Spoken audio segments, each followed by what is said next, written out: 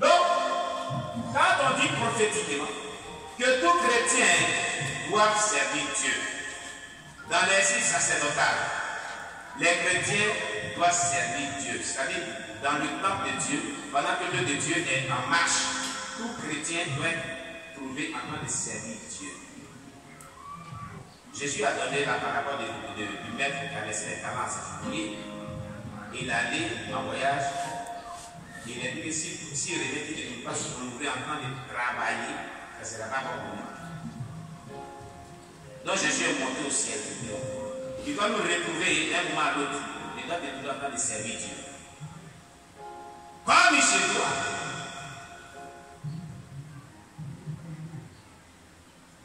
Que tu sois maman, que tu sois papa, que tu sois enfant, tu dois servir Dieu. Tu dois servir Dieu. Ton don spirituel m'a parlé ça dans la Tu dois demander à Dieu de te révéler ton don spirituel sur ce secteur. Et en fonction de son Dieu, du Seigneur, utilise-moi. Pour que cela soit utile pour l'utilité pour lui. Amen. Et puis, tu t'engages dans l'évangélisation qui est une activité que tout le monde doit faire dans le corps de Christ. Tu t'engages aussi dans l'intercession pour prier pour les âmes égarées, pour soutenir les serviteurs de Dieu qui sont engagés, les servants de Dieu, prier pour les frères, prier pour les sœurs aussi. Tu dois t'engager dans l'œuvre de Dieu d'une manière ou d'une autre. Mais tu ne sais pas Dieu. Tu ne fais rien, aucune activité pour Dieu. La dernière qu'on a vu dans ces bénis d'église Chevalier, cet homme qui ne servait pas Dieu. Il était pleinement engagé dans ses activités quotidiennes, mais il n'avait pas le temps pour servir Dieu. La ligne à Paris, il allait en enfer. On en a vu ça la dernière fois. Hein? Tout cela doit nous interpeller. Tout cela doit nous interpeller. Amen.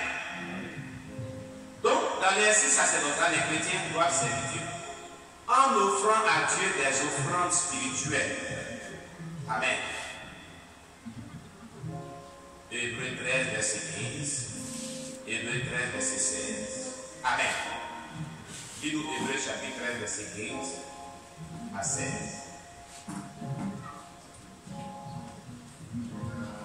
Hébreux chapitre 13, verset 15 à 16.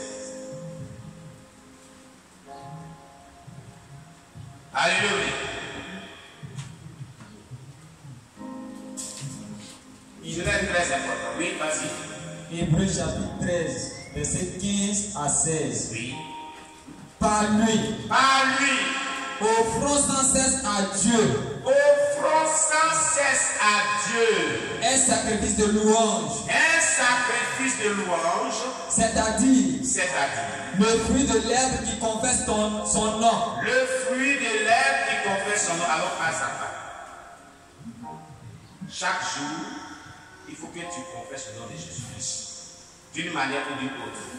À ta prière, on dit sans cesse. Amen. À des chants et d'adoration de louange. À l'évangélisation témoignant de Jésus, des bienfaits de Jésus-Christ. Tu es en train d'offrir des sacrifices de louange à Dieu sans cesse. Donc, dans ton engagement, dans ta prière, intercession, dans tes louanges, dans tes adorations, tu es en train d'offrir un sacrifice sans cesse de louange à Dieu. Et quand tu confesses Jésus, tu es par là, l'évangélisation. Et par l'évangélisation. Parce que la Dieu aussi dans le Romain, celui qui a honte de me confesser devant les gens, je vais aussi honte de me confesser aussi devant mon Père. Confesser Jésus devant les gens, veut dire évangéliser, parler de lui aux gens. Donc, confesser les sacrifices de louange, l'évangélisation fait partie de cela aussi. Amen. Chanter les cantiques de louange et l'adoration fait partie de cela. Prier, intercéder pour l'œuvre de Dieu, pour les bien-aimés, pour soi-même, fait partie de cela. Continue. Et n'oubliez pas la bienfaisance et la libéralité. Alors, nous ne devons pas, au-delà de tout cela, nous ne devons pas oublier la bienfaisance et la libéralité. J'ai dit ici que il y a une pièce de vœux de orphelin nécessité. Et la dernière fois, le lundi passé, pendant qu'on gênait, une personne avait dit, donné son sujet de prière, qu'elle n'avait même plus à manger. Donc il fallait intercéder pour elle. Il a lancé l'appel pour dire, on a le corps de Christ. Si un membre du corps souffre, c'est tout le corps qui souffre. Et que chaque personne, vraiment, doit penser à cette personne et l'ouvrir au moins quelque chose symbolique. Personne n'a réagi. Il doit oublier d'appeler une personne et c'est la personne qui a réagi envers cette personne pour soutenir cette personne. Amen. Alléluia. Amen. Oui. À part cette personne n'a pas soutenu cette personne. Personne. Comme on dit qu'on est le corps de Christ, et la Bible dit si un membre du corps souffre, c'est tout le corps qui souffre. Si un membre du corps se réjouit, c'est tout le corps qui doit se réjouir. Et maintenant, il y a souffrance dans le corps, et on reste indifférent. Malgré la paix qui est lancée, on reste indifférent. Voyez-vous tout cela? Est-ce que c'est bon? C'est bon? Mais Dieu tient compte de tout ça pour rentrer au ciel. Nous cherchons le ciel, mais Dieu tient compte de tout cela pour rentrer au ciel. Amen. Amen. C'est le temps de la rentrée. La rentrée scolaire, un ou deux enfants qui voient. Comme cette année, je n'ai pas fait la paix pour qui là. Et la rentrée scolaire, sur l'élément, les enfants vont aller à l'école, tout ça. Il ne fait pas après cette année. Il ne parle pas. Moi aussi, je viens voir aussi. Ah oui, je viens voir aussi. Donc, je ne parle pas. Amen. Amen. Je ne parle pas l'éducation. Alléluia. Amen. Je ne parle pas l'irrigation. C'est qu'on devait savoir dans nos bien-aimés qui sont les nécessiteux, qui sont des vieux orphelins. Il y a des orphelins qu'on a reçus sur nos mains ici, qui vont à l'école. Il y a des nécessités qui vont à l'école. Amen. Amen. N'oublions pas la bienfaisance et la libéralité. Continue le verset. Car c'est à de tels sacrifices que Dieu prend plaisir. Vous comprenez, ce sont des sacrifices. Dieu prend plaisir à de tels sacrifices. C'est-à-dire quand tu poses ces gens des actes, il est content. Il est heureux de toi. En retour, si tu es heureux de ta personne, ce sont des bénédictions que tu vas recevoir. Quand un père est content de son fils, il est tellement content, qu'est-ce qu'il lui offre? Il lui fait quoi? Il lui fait quoi? Il lui donne des cadeaux qui symbolisent la bénédiction. Si Dieu prend plaisir à de tels sacrifices, tu penses que tu vas rester sans être béni. Tu seras béni. La bienfaisance et la libéralité. N'oublions pas cela. Mais il y a des chrétiens qui oublient cela. Il y a des gens depuis ils suivent tout ce que nous faisons. Ils n'ont jamais pensé que c'est parce que les autres frères, les autres sœurs soutiennent cette œuvre-là qu'elle tient. Ils n'ont jamais. Il n'y a pas de ceux qui sont dans les difficultés et qui ont donné des sujets de prière pour nous. Il y a des personnes qui m'ont dit à prier pour nous, on a vraiment des moyens pour soutenir cette œuvre. Parce qu'elle nous fait du bien.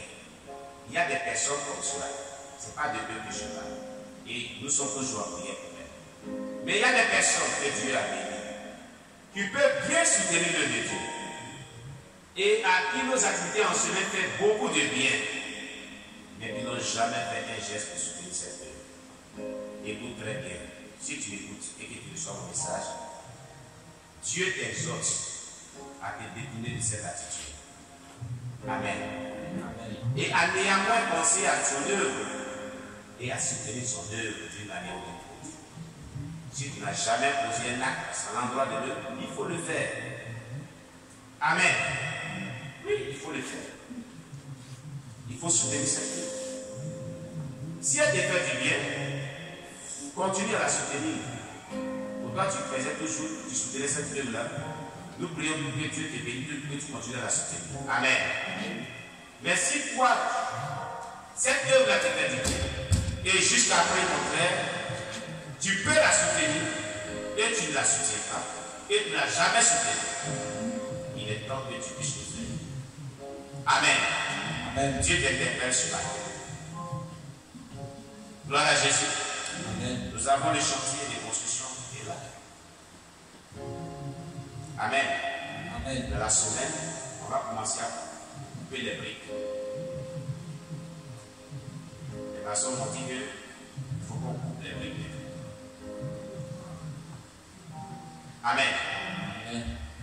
Et on va couper les briques. Cela a besoin de ciment. Cela a besoin du sable. Cela a besoin de granit qu'on appelle granit. Vous savez, un seul chagrin de granit fait 300 000 francs. La belle. 300 000. Si elle doit quitter à Abidjan, c'est plus que ça. Parce qu'il dit que c'est le transport qui est coûteux. Ce n'est même pas le granit de la table, c'est le transport qui est coûteux. Mais si cela dit que Yam Soko est moins loin d'ici, cela ça fait 300 000 francs, 350 000 francs. Amen. Voilà Jésus. Amen. Voilà. Tout cela, c'est pour l'œuvre de Dieu.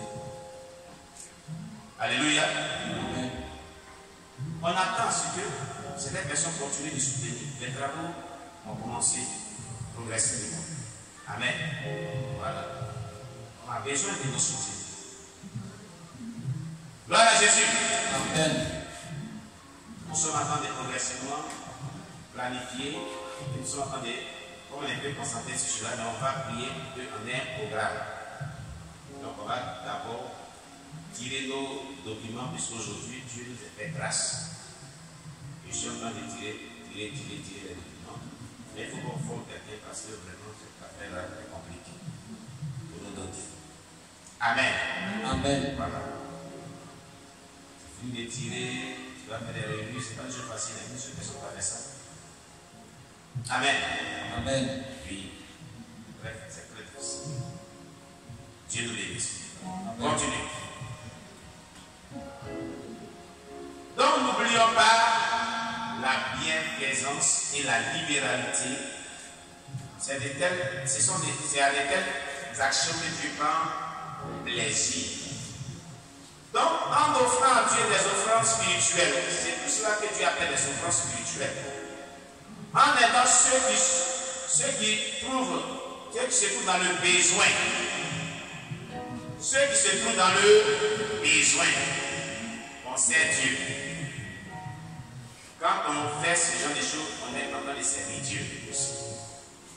En se servant les uns aux autres dans l'église, selon 1 Pierre chapitre 4 verset 10. En se servant les uns les autres dans l'église, c'est-à-dire en se mettant au service de ton prochain. 1 Pierre chapitre 4 verset 10. Tu vas lire. Amen.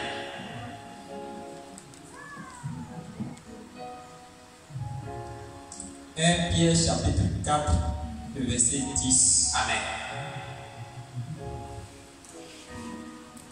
Comme de bons dispensateurs de diverses grâces de Dieu. Comme de bons dispensateurs de diverses grâces de Dieu. Que chacun de vous mette au service des autres le don qu'il a reçu.